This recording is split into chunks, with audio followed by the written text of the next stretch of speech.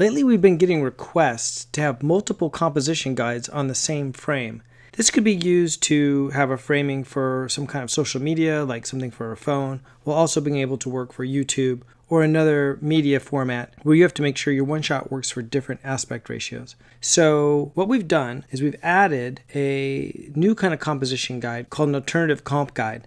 Now, just to review, the way you normally set up your aspect ratio is with the aspect ratio mask, and that's where you can see here I have it set at 16:9. And if I turn that on, this is the kind of traditional grayed out area. And then the aspect ratio lines, they rely on the information in the aspect ratio mask. So the lines that are here, if I turn that on, they come from the ratio set up in the aspect ratio mask. The same goes for the grid. We can make it into the size of the aspect ratio mask. So these all work together. And when we wanted to add a new kind of guide, we wanted it to be simpler, so you could just pop one on, set it. So here's the way it works. You come up here and you say add alternative composition guide. And here it is. You'll see it popped right on there. And all of its controls are in one area. So you can set up the ratio here. Right now this one's 1:1. You can also move it around. You can push it in. You can offset it. You can also add a grid within it, crosshairs.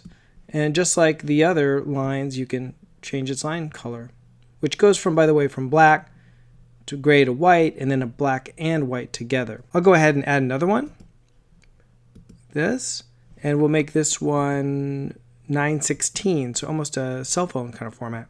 And all these can be on the screen while you're working, and of course they can be turned on and off while you're working.